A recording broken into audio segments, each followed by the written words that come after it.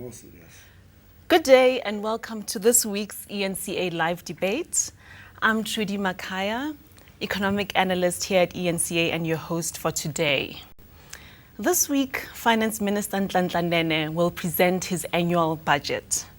Now, back in October, he warned us that fiscal consolidation can no longer be postponed, that South Africa has to get its debt into shape and also to keep its expenditure within the ceiling. Now, to help us think through what this budget means for us as ordinary South Africans, as workers, entrepreneurs, youth, the unemployed, we have our esteemed panel in the studio today. We have Mr. Zwelinzima Vavi, who's General Secretary of COSATU. We also have Ayabonga Kawe, who is founding chairman of the Youth Collective and Policy Advisory Research think tank Rethink Africa. He's also a consultant at Dalberg. We also have Gareth Edwards, our social media editor, who will keep the debate lively and tell us what you think about what we should be looking for in the budget and what the critical questions we should be asking of this year's budget. Now, every year there's much ceremony around the budget speech. All cameras train on the finance minister as he delivers his policy statement. We look out for the syntaxes, we look out for what it means for our tax rates, our personal income tax brackets. But what other questions should we be asking of the budget? What should we be scrutinizing? I'm going to start with Ayabonga to pose this question. What should we be looking for? Look, I think in as much as the October speech by Minister Nene was a difficult one to make, I think this one is a way more difficult one to make. And I think what we have to be looking for now is how he strikes the balance between, in my view, three considerations. The first one being a really constrained budgetary environment where the scope for really getting more debt to fund public expenditure isn't really there. But also in addition to that, it's a budget made in a low growth environment, and that coupled with some of the social considerations of the budget. You'll remember that this time last year, certain promises were made to the electorate, and I think that will be at the top of mind for Minister Nene and the cabinet in making this kind of budget. So I think for me, it's about looking at how he plays that sort of juggling act between those three considerations on the budgetary side, but also on the sort of growth scenario, and also in terms of some of the social commitments that the government has made to people. Okay, so a juggling act. Mr. Vavi, what are you looking for in this budget? Well, from our point of view as workers and the working class in general, we're looking at our interests, and we don't want to hide our interests. Our interests are the fact that we are coming from a history of the apartheid system that subjugated the majority, and a history of colonialism that lasted over 300 years. So this budget is part and parcel of a policy instrument on the part of the government to undo the damage that have been caused by colonialism and the apartheid system on our economy and our people in particular. The new context, which is also the old context, is that our crisis are three in our South Africa. The crisis of unemployment. This budget must speak to that crisis. We're now sitting with 35% unemployment rate. We're number 8 in the world when it comes to worst forms of unemployment, or countries with worst forms of unemployment. We're sitting at position number 4 in the whole world when it comes to youth unemployment, or our unemployment rate is hovering around 60% when it comes to youth. And that's a first challenge. So when we look at the budget, the first thing we want to look at is what does the budget say and what resources are being put aside to address and to tackle that problem. The second crisis is that of poverty. Government statistics released just 2 weeks ago tell us that 54% of the population is living on poverty. And we want to see what government is going to propose as a package to address that. We are now the worst unequal society in the whole world. Again, we will want to look at that. The government is negotiating with us a comprehensive social security system. We want to see whether there's going to be any amounts placed on the table to address the fact that so many people in our country are falling in the gap above the age of 18, unemployed, considering that we are facing a structural unemployment. And secondly, government is talking to us about the national minimum wage, and we hope to finalize those discussions in July. Again, we'll want to see indications, more particularly. Will the government speak to the fact that the public sector workers are about to enter into negotiations with the state, or in fact there are negotiations as we speak? A dispute is looming, and the conflict can be avoided by government playing a leading role using this instrument to address those issues. So there's health questions, there's education that I can speak to in the detail. But so what we're looking at basically is whether there is going to be a budget instrument to take forward what everybody have been saying. We need to move into the direction of radical economic transformation to address the fact that over the past 20 years, almost 21 years now, the economic benefits of the South Africa's transformation have accrued more to the white monopoly capital, and we can't continue with that beyond 21 years. We can't continue with that, you say, beyond 21 years. But here's the challenge, Ayabonga. Our deficit is heading, is at 4%, and we're trying to get it back to 2.5. But there was a time when this country not long ago had surpluses, so perhaps one can say that's the end destination. Our debt to GDP ratio is heading above 40%. We're told that that is too high, and there was a time when our debt to GDP ratio was about 20%. So we have all of these challenges that need to be addressed. But can one really fault someone who tries to bring South African finances towards those benchmarks? Are we enslaved to those benchmarks, or do they actually make sense? I think we need to understand that these benchmarks aren't created in a vacuum. I think the post-2008 world economy has precipitated a lot of this sort of ratcheting up of debt, but also in addition a lot of the social expenditure. But also we need to be aware that the social expenditure that Ubawuyeha speaks about is indeed social expenditure to redress a legacy of dispossession and a legacy of apartheid, as he was alluding to. Now I think what we need to begin to start thinking about is to say, what impact will runaway debt or sustainable accumulation of debt have in the long term on some of the social spending priorities that we have in terms of redress? Now, one of the things that I would say is that the moment we have a situation where our debt to GDP ratchets up above 50%, then the significant challenges going forward around how you then finance social expenditure. So that's something we really need to think about. But I think we can't, in this kind of environment that we find ourselves in the most unequal society in the world, in a very low growth scenario, we can't really be beholden to austerity measures when we really need to kickstart our economy and get our economy growing once again. So there's a challenge around how do you then balance these difficult considerations in a manner that really takes the economy out of this sluggish growth environment. Okay, so a balance between austerity. Minister Nene insists it's not austerity, but let's say austerity, consolidation. Actually, we are in austerity. Already. But if you look austerity at the medium-term budget statement that he made in October last year, he was showing that perhaps he says as an impact of the 2008 world crisis, his expectations and his planning moving forward for the budget after taking into consideration interest is on a downward trend.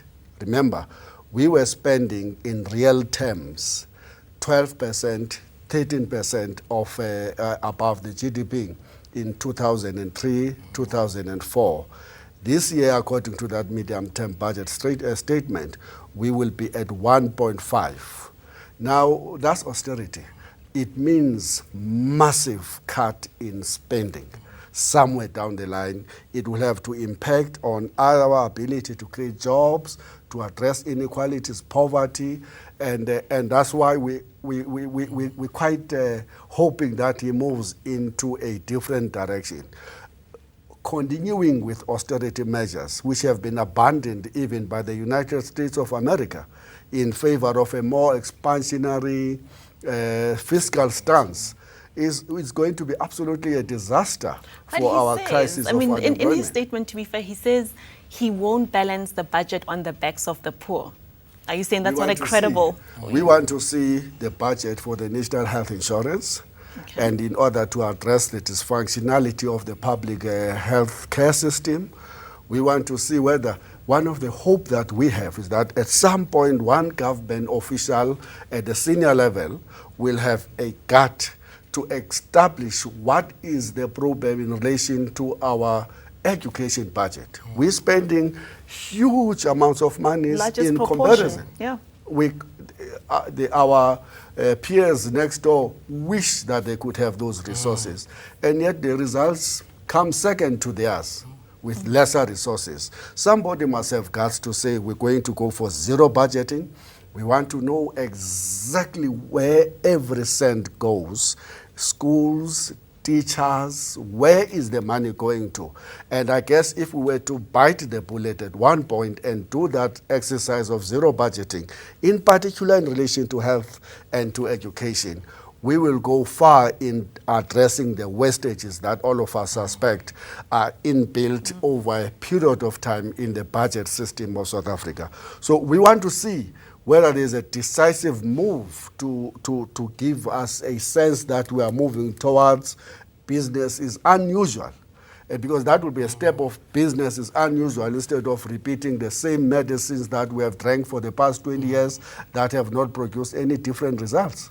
So the medicine is not healing us. Gareth, what are people saying on social? It's interesting. It's just come through now. And for those of us who just joined us on live streaming, we're using this hashtag at ENCA Live, obviously, as Mr. Vavia and all of us continue talking ahead of hashtag Budget 2015. So I managed to get a few comments from both of those hashtags. And the one I just saw a moment ago was exactly what Mr. Vavia was picking up on. How is it that we're able to see countries like Botswana, like Namibia, Zimbabwe, absolutely right, able to do so much, particularly with education, Mr. Vavi, is what you noted as well, and yet with so little resources. And the person, I forget the handle I was looking at now, asking the question, where is the money going? And this is what you're asking for, just clarity, just break down the numbers for us. Not how are you going to spend the money, where is the money gone that you've spent already? And I think that's what, so far, I've seen people asking. It's exactly what Mr. Vavi asked, to the point. Where's the money going? How do we know where you're spending the money if you're not going to tell us? We know it's not getting the results. Look at the maths results. Look at the science results. Yet other countries, far less budget, far less fiscal policy for education, for health, but we aren't getting the results. And as a result of it, you're getting the talent drain. They're going to those other countries because they have better systems in place. So, I mean, when you watch the budget or read the budget statement all of these years, do we get enough feedback as to what has happened in the previous year? Or are there other avenues we should be looking at to get feedback? I think the biggest challenge with budgets, and I would even say with the State of the Nation address, is that we don't get a process mapping of where that money, so from the moment the money is dispensed at National Treasury level, to that money getting to someone who's living in Queenstown, who's a student. And I think the biggest question around that is to actually say, what is going to be done differently this time around with the kind of budgets that we're talking about? Are we going to be getting bang for buck, or is it going to be business as usual? And I think one of the biggest challenges that we have is that when we look at the budget, all we are told is we're going to be dispensing X amount for education, X amount for healthcare, X amount for military spending, or X amount for infrastructure, without getting a clearer sense of what the challenges and bottlenecks have been historically and how those in the new sort of budgetary period are going to be dealt with. And I think that's what we need to maybe hear more from Nene. But I think in addition to that, there's a big challenge around how we begin to not only track expenditure on education, but begin to consistently track outcomes on education. I think one of the things that we need to be looking at, and one of the things that more and more young people are calling for, is the use more and more of ICT in education to really begin to deal with some of the quality and access issues around education. And I would love to hear more from Nene around how the government is thinking of a coordinated approach with the Ministry of Communications, Basic Education, and the Treasury itself on how to really roll that out in order, because at the end of the day, it's one of the measures that will really cut costs in terms of some of the expenditure that is going towards education. One of the biggest challenges Trudy we face in the country is to develop a sense amongst the citizens that this is about them, this is about their own interest. And therefore, one of the ways of keeping the government accountable is when they know the budget, not only of Comrade Nene at the national level, but up to the ward where they are. What money is here? What is it going to be used? Is it being used for that purpose? And in this particular sense, one of the instruments that can really help us to hold individual ministers to account about their own budget allocations, is to move into a system where the government ministers can get all of what they've signed with the president, their performance agreements, published in the website, so that we know that this minister have said these are the targets, these are the milestones for this year. And the citizens can go to the website and say, but this is what you said. Where's the money? Happening? What happened to it? And why are we not moving forward? And I think that instrument is to hold people to accountability outside just general active citizenship can go a long way to answer this difficult question you're asking, that I was asking. Why are we having so much resources for education and yet we come second to everybody in our own region? But I think in addition to that, one of the biggest challenges, and in particular as we work with young people, one of the things we see is that at local level there isn't engagement with local level policy issues. Can I just stop you there? I mean, someone said to me the budget is inevitable. It's out of their control. You know, why would they really be bothered with it? What would you say to that? I think our society has taken an approach which says, let us leave the issues of governance to those whom we've elected to govern. And I think that isn't something that has a history in this country, where you've had an active citizenship from about street committee level right up to about provincial and national level. And I think one of the things we need to start really encouraging, especially amongst young people, is involvement at local level in IDP and planning processes. Because then we'll be able to get a sense. Explain that. So people don't know what IDP is integrated development planning, which is a sort of mandatory requirement for municipalities at local and a district level. And it's a public consultation-driven process of planning around the resources of that local municipality or district municipality. And it really outlines how some of the resources that are being sort of allocated now in this budget are actually going to be spent at a local level. One of the biggest challenges is that not enough people actually engage with that kind of process. And I think that then feeds into this sentiment that, look, you know, Nhlanhla Nene is going to deliver the budget, and that is inevitable at the end of the day. Whatever he does decide on, we just need to take it on the chin and really move on. So I think we need to change those mindsets within our communities and really begin to probe further around all of these allocations and the efficiency of that kind of spending. So it has to be a people's budget that talks to their needs. Just before we move on to one of the other topics, because I know we're going to talk about health and infrastructure and all these great things as well. Mr. Vavi, a question to you while we're on the topic of education from Facebook. Sibulele Shangana getting hold of us. Thank you, Sibulele. Let me read it as it is to you. Why is it that not much attention in terms of financial assistance is given to the sector of higher education and as well as skills development to assist in reducing economic challenges such as unemployment? We spoke about basic education. What about the higher education? Because that's also where you seem to have a problem, isn't it? You get to end of high school and then what? You need those skills, those refined skills. But the focus, it seems, from Sibulele is that government sort of assists up to the end of high school and then you're sort of on your own. We have a SETA education system, informed by the Higher Education Department. The SETA system have to be evaluated, in my view. Is it delivering itself? Because there's basically billions of rands that find their way into all the various SETAs. And in fact, it should be where our training mechanism is located to address the questions of lower skills in the workplace and to ensure that through that we can get more people to be more productive, our economy moving into the direction of being a more productive economy than we are currently facing as a situation. So we need to overhaul that. When we make a call for a zero budgeting, we also say that in relation to the higher education system, we need to know where each and every cent of those billions sitting in the SETAs is going to. Have we corrupted the system, for example? Is the money going to the salaries of the CEOs and the big board meetings, but never ever find its way adequately flowing into training workers in all the sectors of the economy? I think that we have lots of answers to provide there, because all of us in the trade union movement, the business, are members of the SETAs. And you want to know where's the money here? We need to know where every cent goes. And where's the efficiency in that? And where's the efficiency? How could we be sitting on such a billions backlog. of rents, and yet we're not getting the results of getting a better trained workforce in our country. Okay. Just to stop you there, we're going to take a bit of a break where we just going to show a package. So after the break, I want us to move on a bit to talk about tax. Who should we be taxing? Who's not contributing enough? And I think, Mr. Vavi, I'd like you to also delve a bit more into this idea of zero budget tax expenditures, because I think it's something that's not very well known. So after the break, who should we be taxing and how do we take this forward? Stay with us. Our medium-term objective is to ensure that public spending promotes growth and creates an environment for greater private sector investment. To this end, we are targeting 3 priority spending areas. The first one is that we will support cities to improve living conditions, modernize transport and communications infrastructure, expand the urban economy, and promote trade and investment.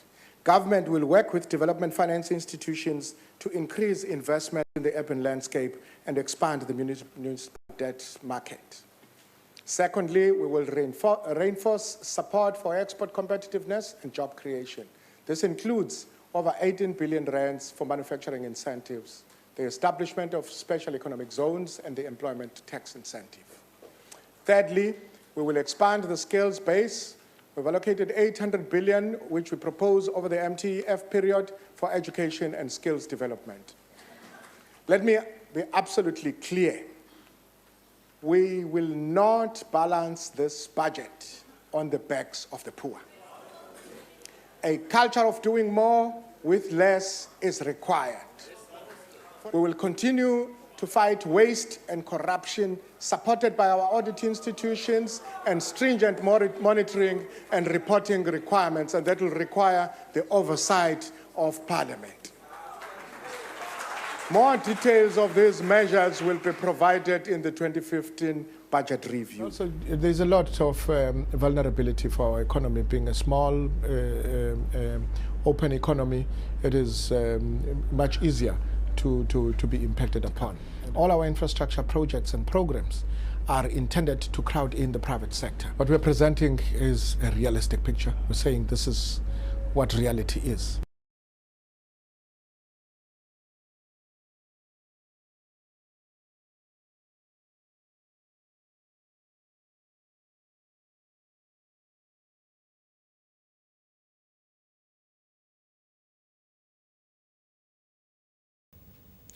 Welcome back to our debate on the budget. We've been talking about tomorrow's budget, what to expect, what are the principles we should be looking for from our leaders when it comes to the nation's public finances. Gareth, I want to come to you at this moment, just in terms of the conversation. I know we're getting lots of questions, lots of comments. What are people saying? Well, a lot of people are beginning to now move towards the tax side of things, especially we had Mr. Vavi talking about, just before we went to the break on enca.com, the zero tax. And I think we're going to elaborate on that in a moment. But someone is asking me on the hashtag ENCA Live, which, by the way, you're welcome to jump in and do that anytime that you want to, and we'll get it through to us here in the studio. This might be a particular question for Mr. Kawe, our local economist that we've dragged into the conversation this afternoon. Let me read it for you if I could. How could you see the budget speech responding to growing inequality and access to public services? And the question being asked by, I'm going to read the Twitter handle as is, Sir Mtandazo Klakla. How do you answer that when someone's asking this? How does the new finance minister begin to deal with that in 30 minutes? 30 minutes. Look, I think it's what we spoke to, which is around the efficiency of public spending. But also there's a question around, do we need to really reform and restructure the way in which money is dispensed in our public financial system and how that needs to work? So, for instance, one of the findings of a report by the Public Affairs Research Institute found that we probably had about 198 sites where decisions around procurement were made within the country, district, municipality, provincial, and even at local level. Now, what that means is that you have 198 different political economies deciding about the spending of public funds. Now, and that explains why you have a lot of this unauthorized, wasteful, and irregular expenditure. Because at the end of the day, what's happening is that if I'm buying a broom now for about 50 Rand, and another municipality just down the road is buying the same broom for about 70 Rand, then there's going to be significant wastage in the system. So there's a need to really think about how you get people involved in the planning of how those services are delivered, but also on the spending side, there needs to be more efficiency and control around how those funds are really dispersed and spent. All right, and it seems Mr. Vavi, Trudy has stoked the fire here with this zero tax question, the question of tax. So, now. just giving some background to that. I mean, we often are presented with a budget with just figures. So 500 billion goes to education, for instance, 100 billion goes to that. And you were talking about a principle of zero-based budgeting that would inform that. What is just to give us the basic idea behind that? No, it will take a government that says, look, we've got to be more efficient with our spending. And therefore, in relation to education and health in particular, we want to know why we're not producing the results with the resources we have, which are far more better than the resources next door. And those countries, as we have said, are producing better results on education or even healthcare. So what you will do is to begin to say, where is every cent going? You will have to do a head count of how many teachers you have. Ghost teachers. How many ghost teachers will come out of that? Yes, we know about those, yes. How many ghost schools that you have, and how many real schools that are out there? How much goes to support of the schools in the circuit, in the district offices, and how much money goes in the bureaucracy at all levels of government, whether it's national or provincial. When you do that cent by cent, and you literally go cent by cent, I suspect, and that's what our view, that you may end up with lots of water, yes. as we call it in the WTO language, that you need to do away with in order to make sure that the results mirrors the type of resources we plow into the education system in the country. That's what we are calling for. And we hope that at some point somebody will have guts to do that, because if you do that, you may find out that you are actually shaking the tree of corruption. And you probably need less money. There will be resistance, of course. People may benefit from the fact that the government, previous Minister of Finance himself, says that 5% of our infrastructure expenditure goes to corruption, mismanagement, and ghosts out there. But and that's 25 billion rands to 30 billion rands in one financial year. So one of the biggest issues that we have to speak about as we speak about the budget is what is that we are doing to tackle the corruption, in particular the corruption of the private sector, milking the taxpayers in cahoots with the state officials. But I want to take another tack now. I think we've absolutely agreed on corruption and the efficiency of spending. But let's go to the revenue side. Where's all of this money coming from?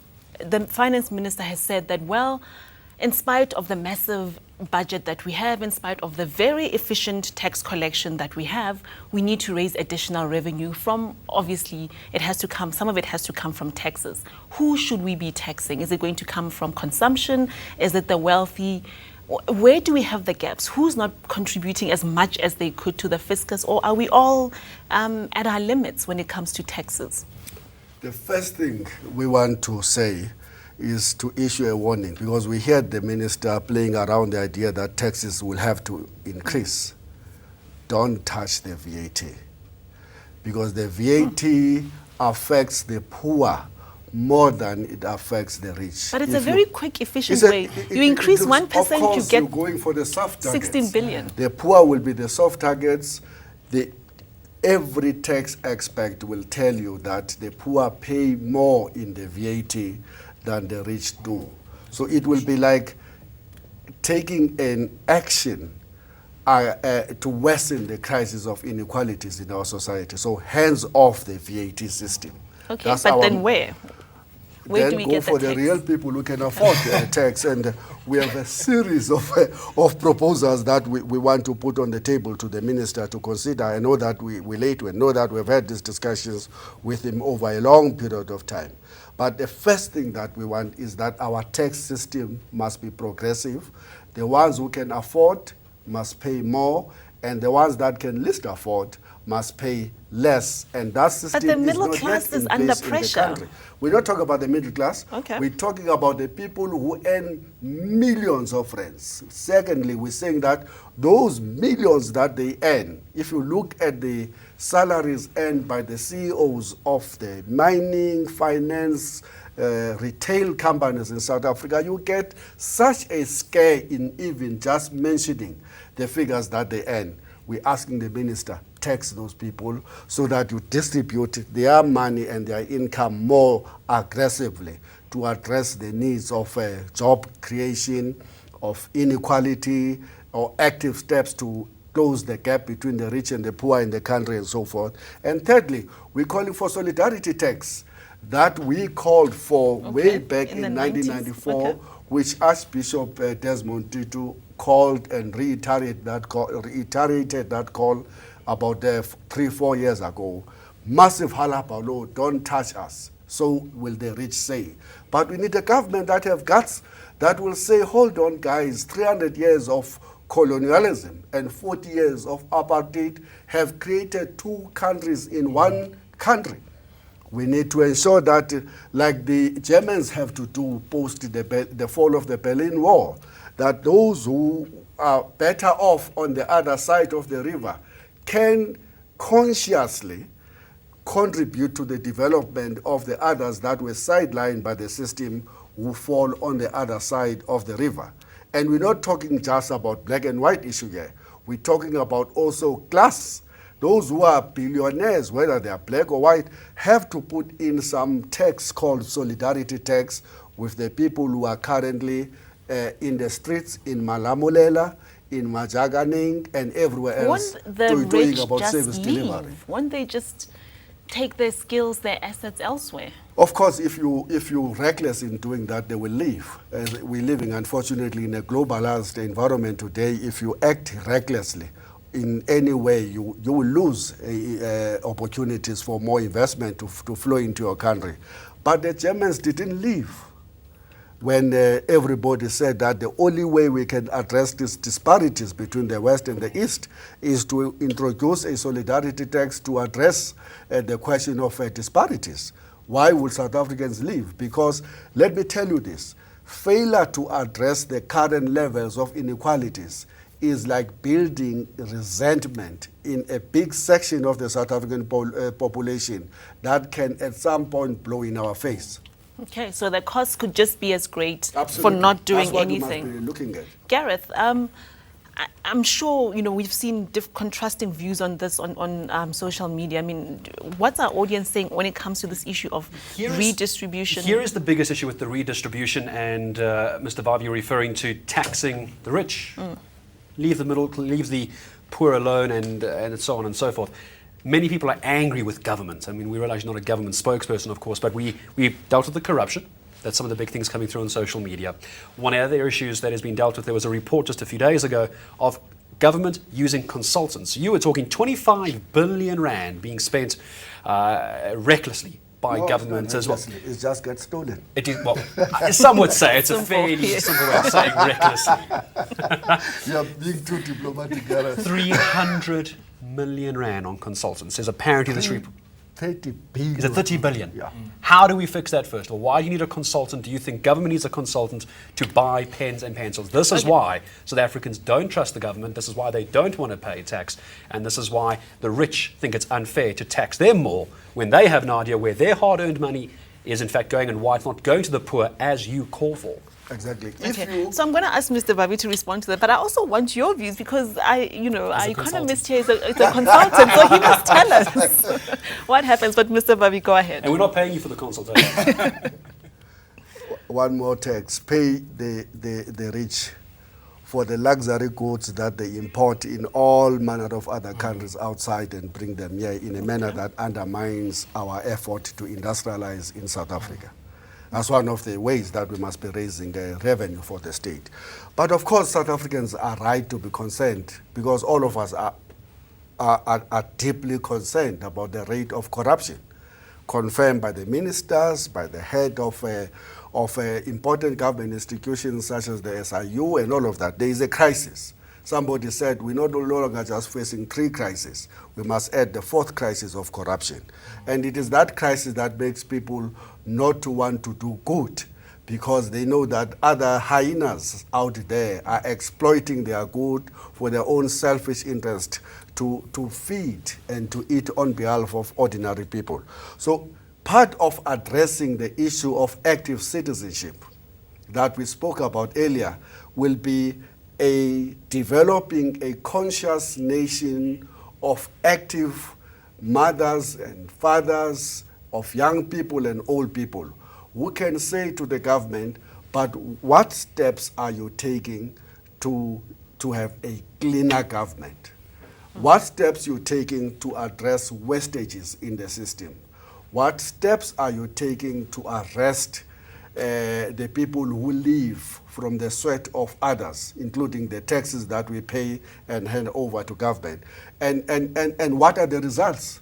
And frankly, when I was listening to the State of the Nation address, one of the disappointments we expressed was that the president was really harping on this question of a small number of 20-something people arrested over the past few years for stealing 500. That's just a small drop in an ocean when you consider what the minister have told us. 25 billion to 30 billion is a massive amount. I'm going to let the consultant respond to this one. Look, I think what we have now is a result of our 20-year-long crusade of austerity. The biggest challenge that has come up with is that we've hollowed out the state. So functions that were historically done by the state are no longer conducted by the state. And what we've done is that we've shifted a lot of the non-core work of the state to outsourced companies and to outsourced consultants. Now, the question that I think we should begin to ask is to say, over the past 20 years, we've extensively used consultants, people like myself, and what impact has that had in terms of the outcomes that we were discussing earlier on? Okay. Should we really begin to recapacitate the state, and what will that mean for the public sector wage bill? And I think those are the questions that we need to really balance out. But also, there's a fundamental element to this consultant issue, and that's the issue of corruption. You find municipalities, for instance, in the Eastern Cape, where the entire municipality only has 1 or 2 engineers. Now, who then makes for that shortfall in terms of the kind of people that you'll need to build the infrastructure? And that's where the consultants come in. Now, the dynamics of that relationship between the people that are actually issuing out the contracts and the tenders for these consultants and the consultants is what we need to begin looking at. Okay, I think that's fair enough. We should be looking at outcomes. Yes, Mr. Well, I Vavi? just wanted to say that some of the outsourcing is deliberately done in order to open possibilities for more corruption. And they create companies of uncle and families. So a whole who can then patronage come in. system. It's a whole patronage system that requires us to mobilize against the citizens. But there's an important issue that I think that came out of the Premier of Gauteng, because he was deliberate in saying that we ought to build the capacity of the state Yes. and to deliver. Because if you don't have that capacity, if you don't train people as your own mechanism to deliver better services to people, and you rely on these guys, the consultants, then you must know that you are creating a weaker state, and you're moving away from the concept of a developmental state that is active, that can inspire and motivate society for that everybody can know that we're moving somewhere into a different direction here. It's a very, very important issue. 30 billion rands on consultants. Oh, I think that all of our people now in the university says, I want to be a consultant. Now, we have a few minutes left, so I want to move on to perhaps what is a good story, but we can debate that in terms of what was introduced in, I think, 2 years ago, the employment tax incentive. And one could argue that perhaps the youth should be happy when it comes to budget time, because it's been shown 29,000 employers have claimed the subsidy. There have been jobs created for about 270,000 young people.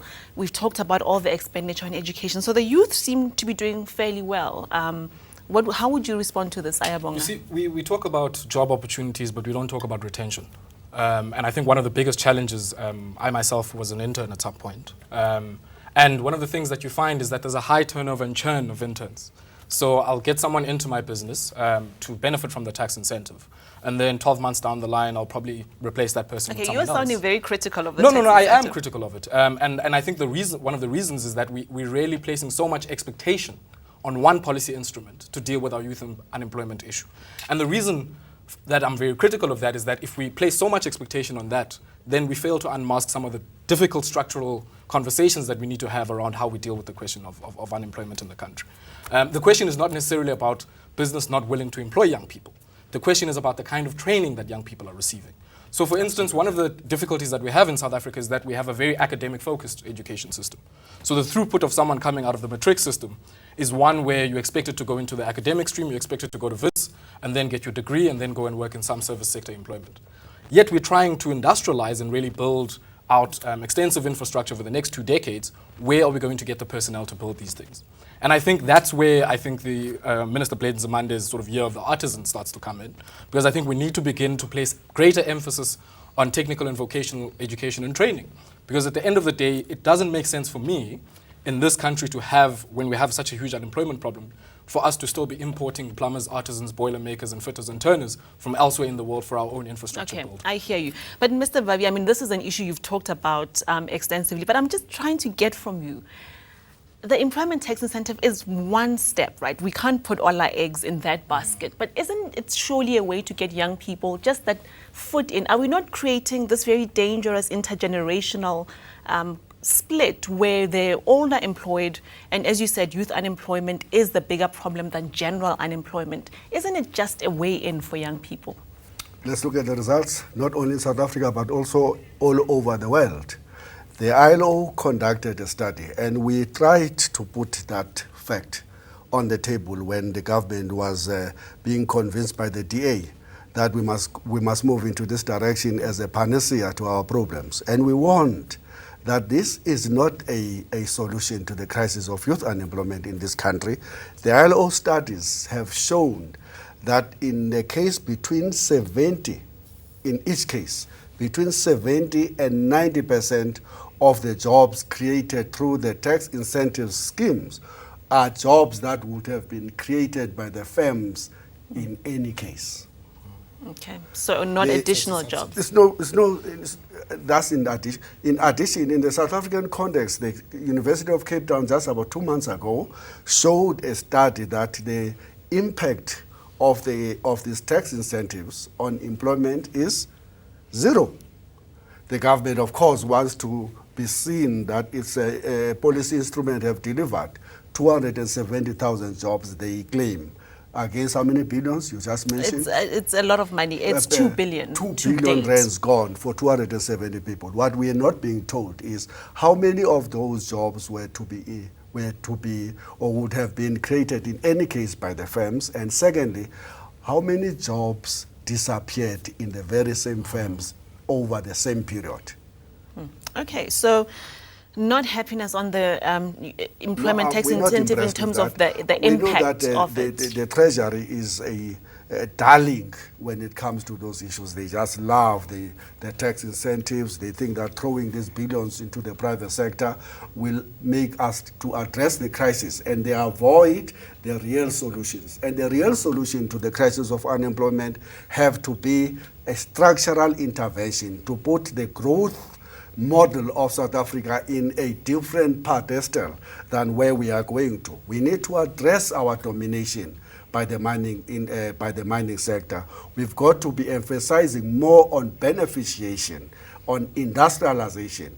We've got to break the monopoly of the 6 firms that control everything moving in the Johannesburg Stock Exchange. We've got to develop the small, medium enterprises. We've got to socialize the economy, bearing in mind that the president only last week tells us that only 3% of what is in the Johannesburg Stock Exchange is directly owned by black people.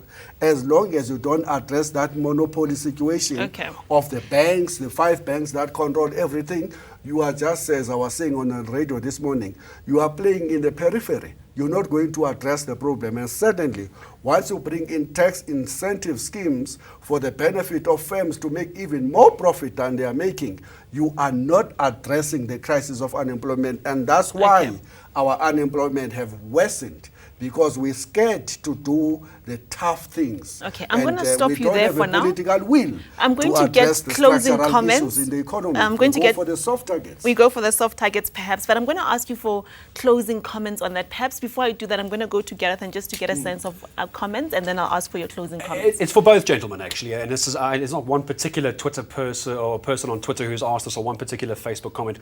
It seems we're not painting a particularly rosy picture of this. Mr. Kawa, let me begin with you. If just in 10 seconds, if you could, then I'll ask Mr. Vavi the same question. Is there any positivity that we can see coming out of tomorrow, or is this doom and gloom, and we all expect bad news, regardless of the delivery system tomorrow? Look, I think the only positive news that can actually come from this is a greater indication for society in general of the thinking of this new term of office for Jacob Zuma's presidency and Nhlanhla Nene's term as a finance minister. One of the biggest questions that I think will really come out of this discussion is how Nhlanhla Nene balances the different class issues around taxing people. Mr. Vavi? Today, again, Statistics South Africa announced that we've just grown by a 1.5% in the last quarter. And frankly, that's a disaster. And I think, frankly, the reason why we're having such a slow growth rate is because we are employing austerity measures. When the challenge in South Africa demands a much more active state to address the developmental backlogs that exist in our society. So yes, from the COSATU point of view, in fact, tomorrow is the most important statement from our point of view. And frankly, we have been disappointed in the past. We want to see if the ministers are listening to us. And secondly, we want to see whether this concept of radical economic transformation is going to come in our lifetime, or is it going to be just a nice rhetoric that we say in the rallies that have no translation and into the actual instruments, the fiscal instruments, which is the only instrument in the hands of the government to change the situation we find ourselves in. You can't say with 35% unemployment, with these levels of inequalities and poverty, we have a good anything to say. It has to be that we put pressure on the government to at least adopt what is happening elsewhere in the world. In Latin America, guys are moving away from the Washington consensus. They are moving away from the austerity measures, and we are seeing the results. Why are we not doing the same thing? That's all that we have time for today. Thank you to our panel for joining us. The conversation will go on hashtag ENCA Live. We've heard from our panel that it's not necessarily all gloom and doom, but that we might have been straying from our path in terms of what has been promised, radical economic transformation. But we'll see the minister's speech tomorrow. We will hear about the tax increases. I'm sure there'll be lots more to debate in terms of the budget itself. Are we spending on the right priorities? What is happening to the efficiency of that expenditure? And should we be thinking about a different development path? Or perhaps we are on the right track, just not there yet. Join us again next week on hashtag ENCA Live. You can watch this debate again on enca.com. Thank you to our panel, and thank you so much for joining us.